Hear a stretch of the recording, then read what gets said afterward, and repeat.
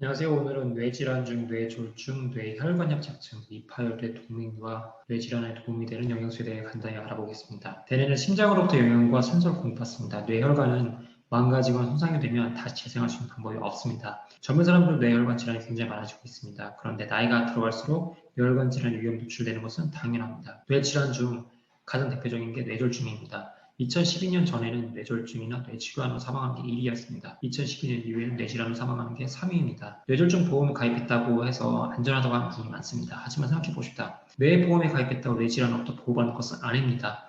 드라마나 영화에서 본 것과 같이 뇌졸중과 같은 중증 질환에 걸려 병원으로 이송되면 3시간이나 고려타임이 있다고 들어봤을 것입니다. 하지만 3시간 안에 도착했다고 치료 결과 이후 예후가 좋다는 것은 절대 아닙니다. 뇌가 문제가 생겨서 뇌졸중 같은 뇌질환이 생겼을 때 언어장애, 신경장애가 동시다발적으로 일어날 수가 있습니다. 뇌졸중은 뇌경색과 뇌출혈로 나뉩니다. 우리 몸은 신비로운 게 혈관이 막히게 되면 우회도를 만들게 됩니다. 하지만 어느 한계까지 다 다르게 되면 뇌경색이나 뇌출혈이 발생하게 됩니다. 안면마비, 언어장애, 음식을 먹는데 입이 벌어져 음식이 새는 경우가 발생하게 됩니다. 그리고 엄청난 어지러움을 동반하게 됩니다. 마치 술에 취한 사람처럼 말을 할 수 있는 것을 볼 수가 있게 됩니다. 이석증이 걸려도 어지럽증을 동반할 수가 있습니다. 그리고 표현 감각도 떨어지게 됩니다. 시각적인 경험하면 물체가 보이지 않을 수가 있습니다. 그리고 극심한 두통을 경험하게 됩니다. 이 두통은 굉장히 심하기 때문에 진통제로 해결할 수 있는 통증이 아닙니다. 이때 구토와 울렁증이 동반될 수가 있습니다. 뇌출혈은 1이면 뇌경색이 4 정도의 비율로 발생하게 되는 게 바로 이 뇌졸중입니다. 뇌혈관 협착증은 뇌 속 안에 있는 모세혈관의 수가 적어지면서 발생하고 뇌경색이 유발시키는 질환입니다.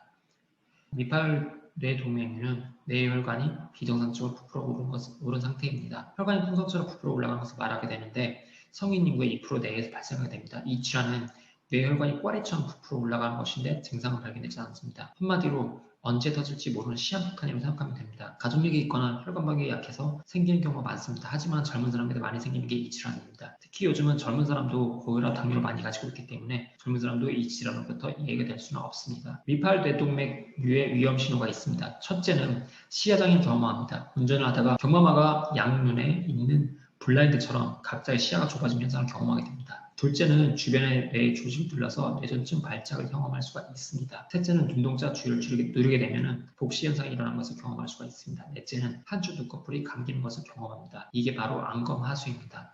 이런 것이 생길 때 내가 대처할 수 있는 게 도대체 무엇이 있는가? 뇌혈관이 이렇게 막혀 터지는 이유는 무엇인가? 이게 어디로부터 잘못된 것인지 한번 질문해보는 게 중요합니다. 바로 이유는 동맥경화입니다. 동맥경화 시작하게 되면 뇌혈관 질환이 발생되기 시작합니다. 따라서 내가 동맥경화를 앓고 있다면 동맥경화를 없애는 데 집중을 해야 합니다. 동맥경화는 고혈압, 당뇨병, 고지혈증, 음주흡연 등으로 인해 만성염증을 앓게 됩니다.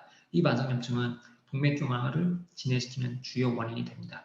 고혈압을 치료하기 위해 약물을 복용합니다. 하지만 약물 치료는 혈압 수치만 떨어뜨리지 염증 질환을 조절해주지는 않습니다.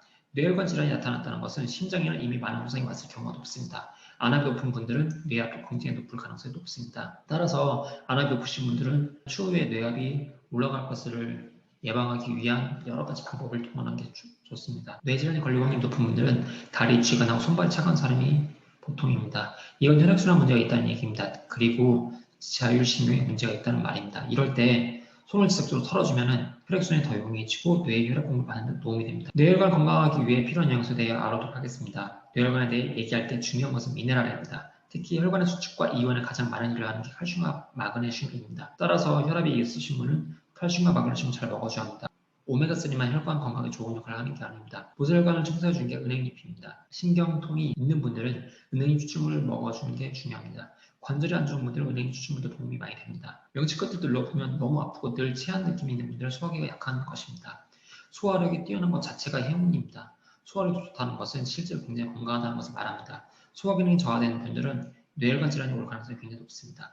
따라서 소화가 안 되면 내려가야 할 혈류가 전부 위로 올리게 됩니다. 위가 소화를 시키기 때문에 이 현상이 더 심해지게 됩니다. 따라서 소화 기능 좋게 하는 게 중요합니다. 소화 기능이 떨어진 분들은 걷기 운동을 하는 게 좋습니다. 소화를 용이하게 하는 게 비타민 B군입니다. 그리고 효모 제품들이 소화 기능을 활발하게 합니다. 추가적으로 비타민 C도 중요합니다. 비타민 C는 위벽을 강화하는 역할을 가지고 있습니다.